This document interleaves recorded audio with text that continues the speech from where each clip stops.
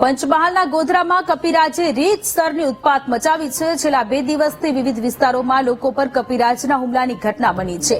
એ division police station હદ વિસ્તારમાં પણ કપિરાજે આતંક મચાવ્યો છે। રસ્તામાંથી પસાર થતા લોકો પર હુમલો કરતા કપિરાજના સીસીટીવી સામે આવ્યા છે। ઉત્પાતી કપિરાજની ફરિયાદ મળ્યા બાદ વન વિભાગની ટીમ એક્શનમાં આવી છે।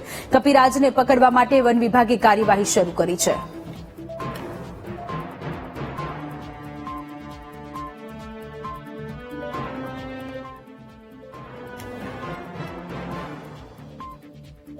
आठ माणसों ने एम लेडीज जेन्ट्स बधा थईने करड्या छे।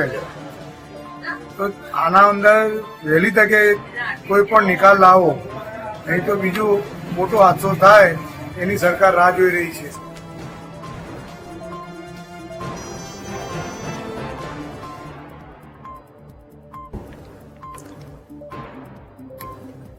સંવાદદાતા વિવેક ફોન લાઈન પર જોડાયેલા છે। વિવેક, પંચમહાલના ગોધરામાં છેલ્લા ઘણા સમયથી કપિરાજે ઉત્પાત મચાવ્યો છે, સ્થાનિક લોકો પરેશાન।